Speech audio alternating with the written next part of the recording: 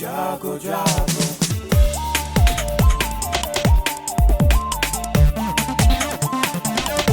Radio जागो जागो radio जागो 90.4 FM। नमस्कार, ये रेडियो जागो 90.4 FM है।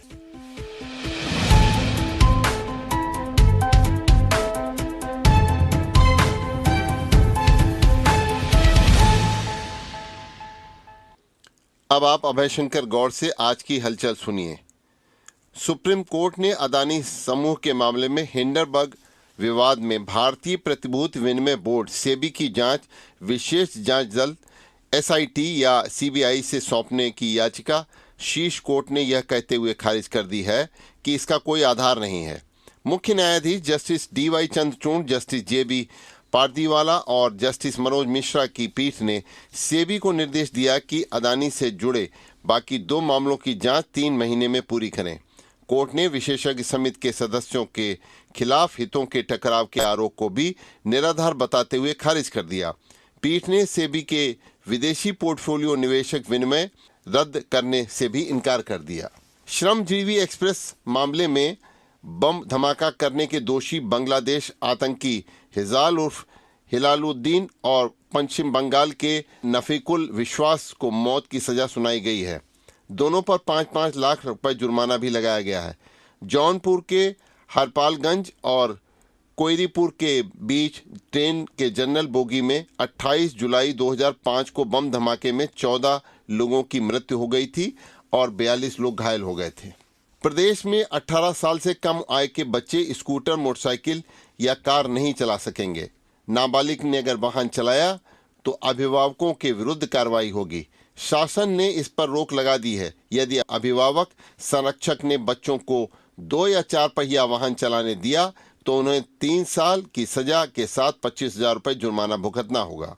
परिवहन आयुक्त चंद्रभूषण सिंह की ओर से जारी दिशा निर्देश में कम उम्र के वाहन चलाने से होने वाले हादसों पर रोक लगाने के निर्देश दिए गए हैं। सरकार ने मोटर वाहन अधिनियम में नई धारा जोड़ी है। इसमें किशोर के वाहन चलाते पकड़े जाने पर अभिभावकों को दंडित करने का प्रावधान है। ऐसे वाहन का पंजीकरण भी 1 साल के निरस्त कर दिया जाएगा।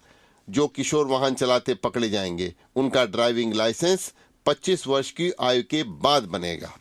उत्तर प्रदेश के मुख्यमंत्री योगी आदित्यनाथ ने प्रदेश की 5 लाख से अधिक सूक्ष्म, लघु एवं मध्यम उद्यम एमएसएमई इकाइयों को 51,000 करोड़ रुपए के ऋण वितरण का कल शुभारंभ किया। उन्होंने कहा कि एक जिला एक उत्पाद और विश्वकर्मा श्रम सम्मान जैसी योजनाओं ने कभी हताशा, निराशा और अराजकता का शिकार रहे उत्तर प्रदेश के एमएसएमई सेक्टर में उत्साह व आत्मविश्वास का संचार किया है। इन योजनाओं की बदौलत एमएसएमई सेक्टर ने उत्तर प्रदेश को नई पहचान दिलाई है। पिछले पौने 7 वर्षों में उत्तर प्रदेश 6ठे और 7वें स्थान से देश की दूसरी सबसे बड़ी अर्थव्यवस्था बना है। अगले 1 दशक में उत्तर प्रदेश को देश की सबसे बड़ी व्यवस्था बनाने पर काम किया जा रहा है। यदि एमएसएमई सेक्टर को उत्पादों की पैकेजिंग, डिजाइनिंग, मार्केटिंग में समुचित सहयोग दिया गया तो उत्तर प्रदेश के उत्पादों के आगे चीन के उत्पाद भी फेल हो जाएंगे। महाकुंभ 2025 से पहले उत्तर प्रदेश को गंगा एक्सप्रेसवे के रूप में देश का दूसरा सबसे लंबा एक्सप्रेसवे मिल जाएगा। गंगा एक्सप्रेसवे हरदोई जनपद से भी होकर गुजर रहा है। गंगा एक्सप्रेसवे की प्रस्तावित लंबाई 594 किलोमीटर है, जो मुंबई नागपुर एक्सप्रेसवे के बाद देश का दूसरा सबसे बड़ा लंबा एक्सप्रेसवे होगा। उत्तर प्रदेश देश में सर्वाधिक एक्सप्रेसवे वाला राज्य बन गया है। यहाँ 6 एक्सप्रेसवे संचालित हैं, जबकि 7 निर्माणाधीन हैं। गंगा एक्सप्रेसवे के संचालन के साथ ही देश के शीर्ष 10 एक्सप्रेसवे में 5 उत्तर प्रदेश के होंगे। अभी इनकी संख्या 4 है। गंगा एक्सप्रेसवे हरदोई जिले के सवाईपुर तहसील और बेलगाम तहसील से होकर गुजर रहा है। प्रदेश की पूरब से पश्चिम तक जोड़ते हुए यह एक्सप्रेसवे 12 जिलों के 518 गांवों से होकर गुजरेगा। इसके बनने के बाद मेरठ से हापुड़, बुलंदशहर, अमरोहा, संभल, बदायूं, शाहजहांपुर, हरदोई, उन्नाव, रायबरेली और प्रतापगढ़ होते हुए प्रयागराज तक की दूरी को महज कुछ घंटों में तय किया जा सकेगा। गंगा एक्सप्रेसवे मेरठ बुलंदशहर पर बिजौली गांव से शुरू होकर प्रयागराज में यह जूड़ापुर दादू गांव के समीप समाप्त होगा। 7,467 हेक्टेयर भूमि पर तैयार होने वाले इस एक्सप्रेस वे परियोजना की लागत 36,230 करोड़ रुपए है। प्रदेश में माध्यमिक स्कूलों में 12 जनवरी को स्वामी विवेकानंद की जयंती को राष्ट्रीय युवा दिवस के रूप में मनाया जाएगा और विभिन्न प्रतियोगिताओं का आयोजन किया जाएगा।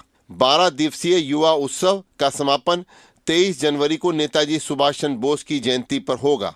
युवा उत्सव में मैराथन दौड़, संगीत प्रतियोगिता, मीम प्रतियोगिता, नुक्कड़ नाटक, संक्षिप्त वीडियो, पोस्टर मेकिंग, योग एवं ध्यान इत्यादि के कार्यक्रम आयोजित किए जाएंगे। इन कार्यक्रमों को सभी विद्यालय अनिवार्य रूप से आयोजित करें। जिला स्तर पर प्रतियोगिताओं का आयोजन किया जाएगा। इंटरनेट मीडिया पर प्रतियोगिताओं की फोटो पोस्ट की जाएगी। 23 जनवरी को प्रदेश भर में जिला मुख्यालय स्थित केंद्रीय विद्यालय में चित्रकला प्रतियोगिता का आयोजन भी किया जाएगा।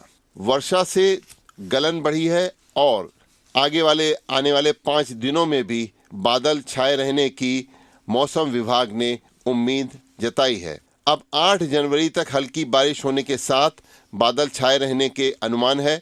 उसके बाद उत्तर पश्चिम से आने वाली सर्द हवा गंगा के मैदानी इलाकों में ठिठुरन को बढ़ाएगी। इससे तापमान गिरेगा और कड़ाके की सर्दी पड़ने के आसार हैं। कोहरे के कारण वंदे भारत व स्वतंत्रता सेनानी एक्सप्रेस काफी विलंबित चल रही हैं। 10 विमान 6 घंटे तक कल विलंबित रहे, जबकि 8 उड़ानें कल निरस्त करनी पड़ी। सुबह दृश्यता कम होने के कारण आज भी सड़क यातायात और हवाई के साथ साथ रेल यातायात पर भी इसका प्रभाव साफ दिखलाई पड़ रहा है। प्रदेश में कई क्षेत्रों में हुई वर्षा रबी की फसलों के लिए अमृत समान है। जहां एक ओर यह सर्दी लोगों के ऊपर सितम ढा रही है, वहीं दूसरी ओर खेती किसानी के लिए अधिकांशतः यह मौसम बहुत उपयोगी साबित हो रहा है। इस समय गेहूं व गन्ने की सिंचाई की आवश्यकता होती है, जो पूरी इस मौसम से हो रही है। दलहनी व तिलहनी फसलों के लिए यह बरसात अत्यंत उपयोगी है, जैसे कि सरसों, चना इत्यादि। गेहूं की भराई का समय हो गया है और बारिश होने से खेत में नमी बढ़ गई है। चंद्रभानु गुप्ता कृषि स्नातकोत्तर महाविद्यालय लखनऊ के विशेषज्ञ डॉक्टर ने बताया कि गेहूं की पछेती बुआई करने वालों के लिए यह बारिश वरदान साबित है। अरहर, मसूर, चना, मटर फसलों के लिए वर्षा फायदेमंद है। खेतों में रबी की फसल गेहूं, जौ, आलू, चना, मटर, अलसी, सरसों आदि लगी हुई हैं। रबी की इन फसलों की सिंचाई के लिए पानी की सीमित आवश्यकता होती है। ऐसे में यह बारिश और ये मौसम बहुत उपयोगी साबित हो रहा है। आलू की फसल पर वर्षा का प्रतिकूल प्रभाव पड़ सकता है। जहां एक ओर बाकी फसलों के लिए ये मौसम उपयोगी है, वहीं आलू के लिए मौसम ठीक नहीं है और ऐसा मानना है कि आलू की पत्तियों पर जगह जगह भूरे रंग के धब्बे दिखलाई दें अगर इस समय, तो समझना चाहिए कि यह झुलसा रोग का प्रकोप हो गया है आलू। इसके अलावा मटर, आलू, प्याज, मिर्च, लहसुन, टमाटर, बैगन, शिमला मिर्च, बीन्स, गोभी, कद्दू व पत्ता गोभी जैसी सब्जियों की खेती करने वाले किसानों को इस समय सचेत रहना चाहिए। वर्षा से सब्जियों पर बीमारी का खतरा भी बढ़ता है और सरसों में माहू भी लग सकता है। किसान को सावधान रहना है। इस समय अमरूद का उत्पादन भी काफी जोरों पर होता है। बारिश होने से अमरूद तेजी से पकने लगेंगे, इससे उनमें मिठास कम हो सकती है। उत्तर प्रदेश के सभी शहरों में 14 जनवरी से राम मंदिर रथ निकलेंगे। अयोध्या में आगामी 22 जनवरी को भगवान राम के नवनिर्मित मंदिर के शुभारंभ व प्राण प्रतिष्ठा समारोह के सिलसिले में आगामी 14 जनवरी से 22 जनवरी के बीच उत्तर प्रदेश के सभी नगरों में राम मंदिर रथ निकाले जाएंगे और कलश यात्राओं का आयोजन किया जाएगा। इस बारे में प्रदेश के पर्यटन संस्कृति मंत्री ने सभी विधायकों को पत्र लिखकर सहयोग मांगा है। पर्यटन व संस्कृति मंत्री के इस पत्र के साथ प्रदेश के मुख्य सचिव ने भी मंडलायुक्तों और जिलाधिकारियों को पत्र भेजकर कहा है कि जिले में वाल्मीकि रामायण में उल्लिखित भगवान श्री राम के आदर्शों, मानव मूल्यों, सामाजिक मूल्यों का व्यापक प्रचार प्रसार कर जनमानस को जोड़ा जाए। मंदिरों में दीप प्रज्वलन और दीपदान आदि कार्य भी किए जाएं। रामलला की प्राण प्रतिष्ठा महोत्सव की व्यवस्थाओं को लेकर प्रदेश के मुख्यमंत्री योगी आदित्यनाथ के निर्देश पर कल एक बार फिर से शासन व जिला प्रशासन के अधिकारियों व श्री राम जन्मभूमि तीर्थ क्षेत्र के पदाधिकारियों के साथ समन्वय बैठक अयोध्या में हुई। इस बैठक में राम जन्मभूमि कार्यशाला रामघाट पर पूर्वाह्न 10:30 बजे शुरू हुई और अपराह्न करीब 2 बजे तक चली। कमिश्नर ने बताया कि बैठक में तय किया गया है कि सुरक्षा व्यवस्था के चलते आम श्रद्धालुओं के लिए रामलला का दर्शन 3 दिनों यानी कि 20 जनवरी, 21 जनवरी और 22 जनवरी को बंद रहेगा। पुनः 23 जनवरी से यथावत दर्शन शुरू हो जाएंगे। कमिश्नर का कहना है कि प्रधानमंत्री नरेंद्र मोदी के प्रोटोकॉल के अनुसार सभी व्यवस्थाएं की जाएंगी। तीर्थ क्षेत्र की ओर से भी व्यवस्था के लिए बड़ी संख्या में स्वयंसेवक तैनात किए जा रहे हैं। दृष्टिहीन होने के बाद भी कुछ बच्चे ऐसे होते हैं जो लिखकर सुनहरे भविष्य का कहकहा लिख लेते हैं। हमारे हरदोई में 198 दृष्टिहीन बच्चे ऐसे हैं जो विद्यालयों में पढ़ाई कर रहे हैं और अपनी मंजिल की तलाश में आगे बढ़ रहे हैं। यह बच्चे जन्म के साथ उनको यह बीमारी मिलती है और जब आंखें खोली तो उनको कुछ दिखलाई नहीं दिया और आंसू निकले। आंखों के सामने उनको रंगीन दुनिया तो नहीं दिखलाई पड़ती, लेकिन इन बच्चों का हौसला, इनके अंदर इच्छा शक्ति ऐसी है कि ये सर्व शिक्षा अभियान की समेकित शिक्षा के बदौलत पढ़ाई भी कर रहे हैं। यह बच्चे विद्यालय जा रहे हैं जहां पर उन्होंने विशेष शिक्षकों के माध्यम से ब्रेल लिपि से पढ़ाई कराई जाती है। हरदोई में शीतलहर का प्रकोप जारी है और मेडिकल कॉलेज में सर्दी से बचाव के इंतजाम नहीं है। कंबल इतने हल्के हैं कि उनसे सर्दी दूर नहीं हो पा रही है मरीजों की, और मरीज लगातार इस बात की शिकायत कर रहे हैं कि उनको सर्दी में काफ़ी मुश्किलें का सामना करना पड़ रहा है। पिछले साल कंबल खरीदे गए थे और हीटर वार्डों में लगाए गए थे, लेकिन इस समय वार्डों में हीटर भी नहीं दिखलाई पड़ रहे हैं, जो मरीजों के लिए प्रतिकूल बने हुआ है। शीतलहर लगातार प्रकोप बढ़ रहा है और इस समय मेडिकल कॉलेज में सर्दी के बचाव के जो इंतजाम होने चाहिए वो नहीं होने से मरीजों को दिक्कतों का सामना करना पड़ रहा है। हरदोई में सड़क सुरक्षा की ज़्यादातर मुहिम सिर्फ आयोजनों तक ही सीमित रहती है और हकीकत में सुरक्षा के उपायों को लेकर जिम्मेदार विभागों के अफसर गंभीर नहीं हैं। सड़क सुरक्षा समिति की बैठकें होती हैं, सुझाव भी दिए जाते हैं, लेकिन उसके बावजूद सड़कों के किनारे अतिक्रमण के कारण रोज दुर्घटनाएं हो रही हैं और इसके लिए ये आवश्यक है कि सड़कों के किनारे जो अतिक्रमण है उनको हटाया जाए, जिससे कि सड़क सुरक्षा का मंत्र धरातल पर दिखलाई पड़ सके। हरदोई में 101 स्कूल भवन ऐसे हैं जिनको कि अभी बनना है और उनको हैंडओवर नहीं किया जा सका है। ये परिषदीय स्कूलों के भवन निर्माण का कार्य समय से पूरा कराने में सार्वजनिक निर्माण विभाग यानी कि PWD इस समय फेल साबित हो रहा है।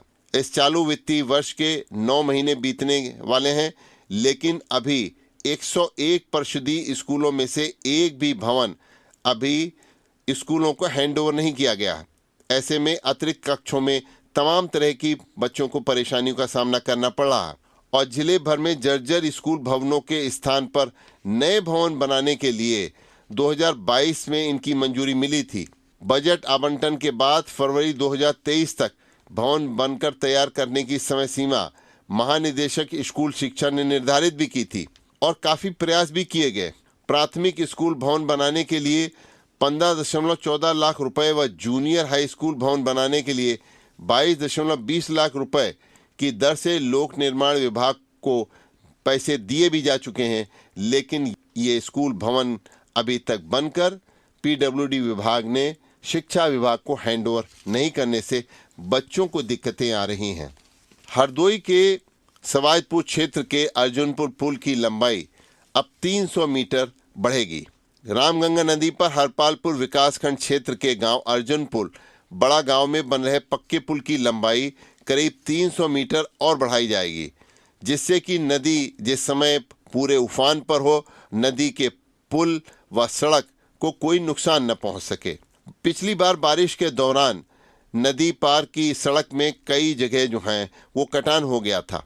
इसके बाद पुल की लंबाई पर सवाल उठाए गए थे, जिसके बाद सेतु निगम ने अफसरों ने IT के विशेषज्ञों से इसका डिज़ाइन करवाया।